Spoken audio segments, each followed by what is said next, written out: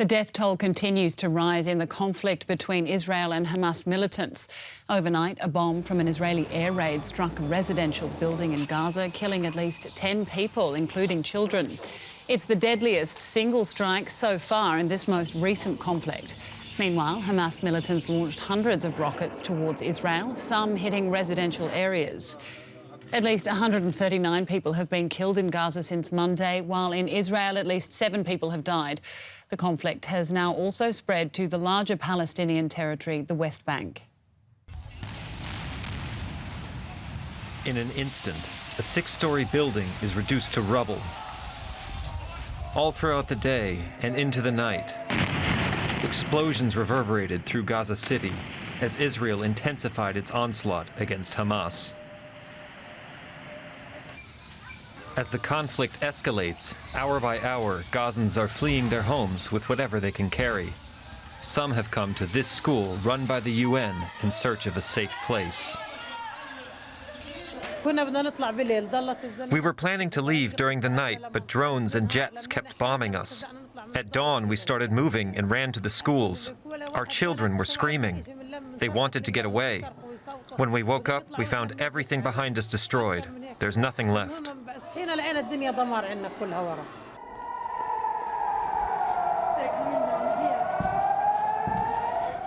And many Israelis, too, are living in fear. Just north of Gaza, the city of Ashkelon has been hit repeatedly by Hamas rockets. It has been very stressful, but we are following the government's instructions. We have faith in the army and our Creator. Gaza is not Israel's only front in an intensifying conflict. In the West Bank, tensions hit new highs as Palestinians exchanged rocks and gunfire with Israeli soldiers. For the first time this week, Palestinians died in numbers on the streets of the territory. The United States has sent a diplomat to try and broker a ceasefire between Israel and Hamas.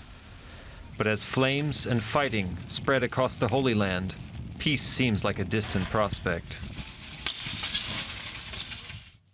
I'm joined now by journalist Hazem Balusha in Gaza City. Hazem, thanks for joining us. I understand you didn't get much sleep last night because of those bombardments. What's the situation like there in Gaza this morning? Today is the 6th day of the confrontation, or if you want to call it a war. The ongoing of bombardment overnight in the morning.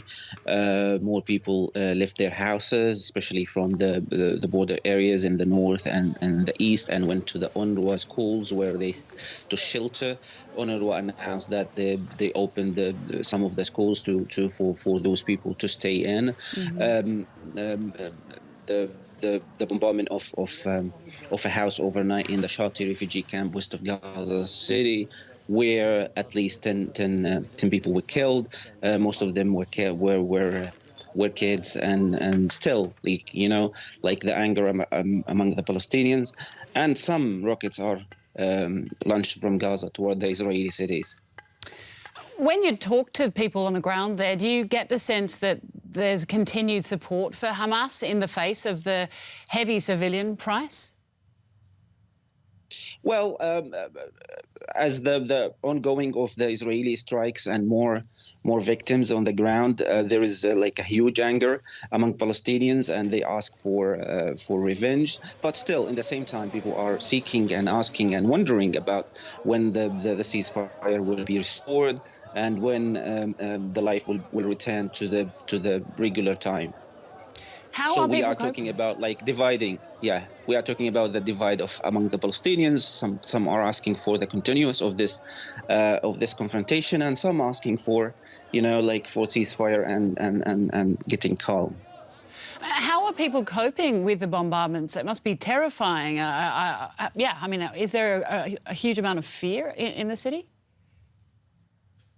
Definitely, it's terrifying. It's the least word that could be said. If you talk to the people on the ground, if you watch the social media platforms, always talking about the fear, especially among kids and women, and even men. Men are talking about that they fear the strikes, and they're trying to calm down their kids and their children. It's not easy time. War is like it's horrible everywhere.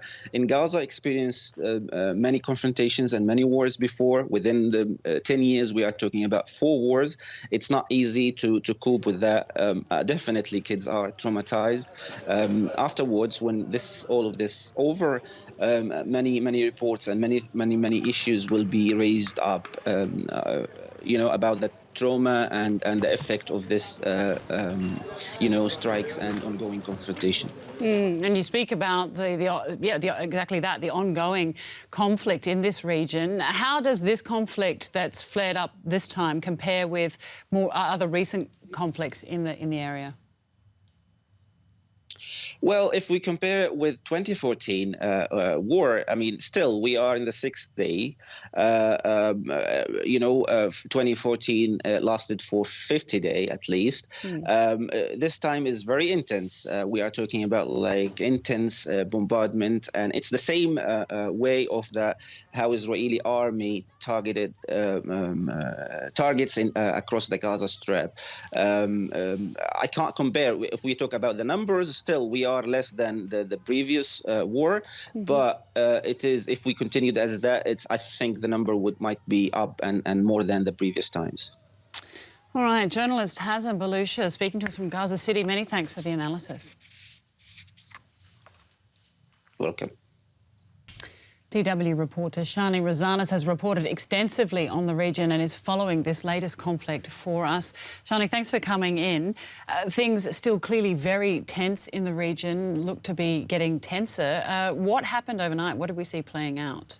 Well, as you're saying, it's still very sensitive, tense situation. We need to watch out when we're talking about. We're talking about 3 different scenes, of course, separate and intertwined at the same time. So we have the Gaza border, Israel-Gaza clashes. We've seen air raids, we've seen bombing. This night was extremely deadly with families. We've seen in the Ashati refugee camp a family of 6 children, and their mothers, both of them hit by Israeli bombs. So this is happening on one front. We have the internal Israeli clashes that are going on. They will go on today as well. Today is Nakba Day, is the day the Palestinians mention and commemorate their catastrophe in the founding of the State of Israel. And the third front is what we're seeing, connected to the second one is the internal strifes and also the one in the West Bank. We see Palestinians there led by Fatah forces that are also commemorating the Nakba Day, and that is also bringing a lot of hypersensitivity today to the region. Yeah, seriously, a complex issue. Obviously, that can't be overstated. What are the chances we'll see a ceasefire anytime soon?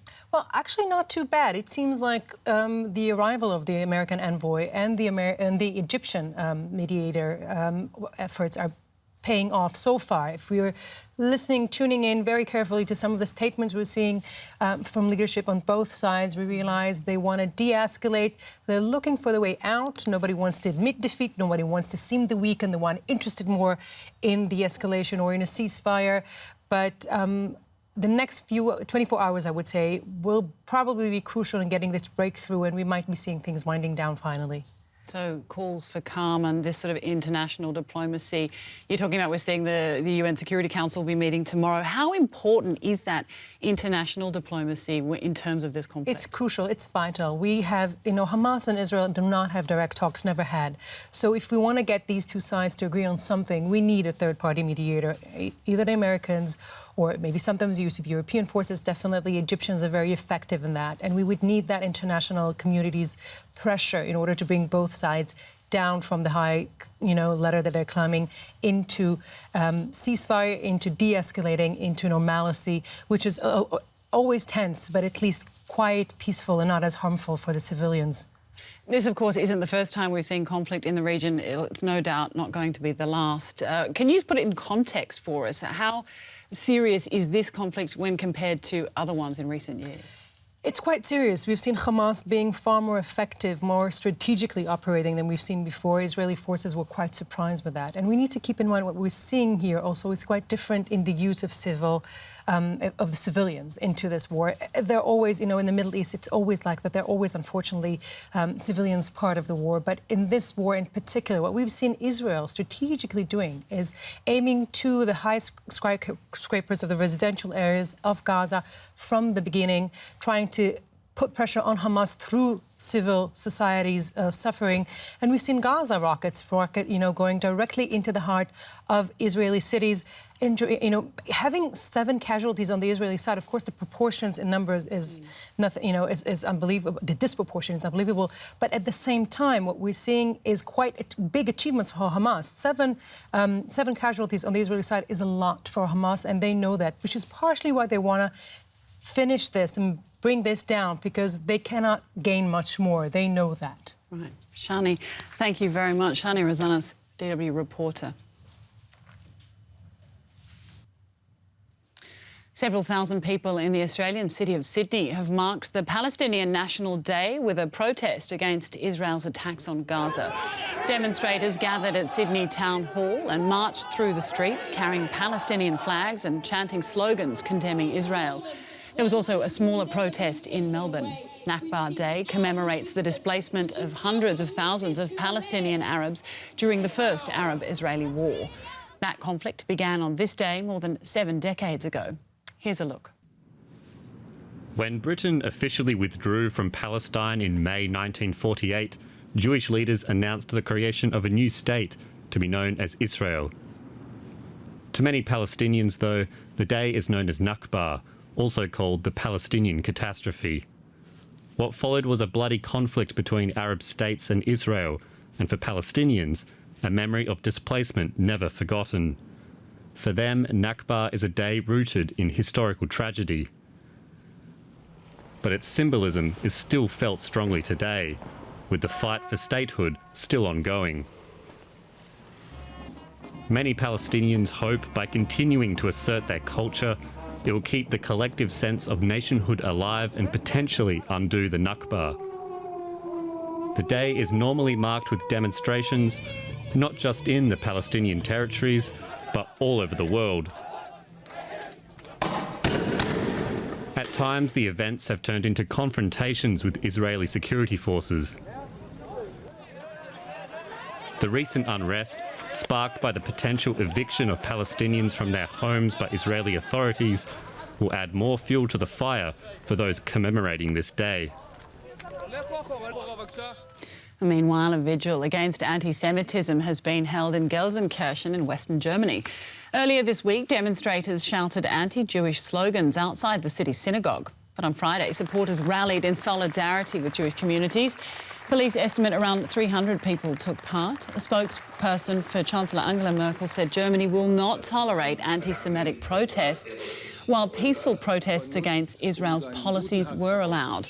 Some of those took place in other German cities such as Berlin.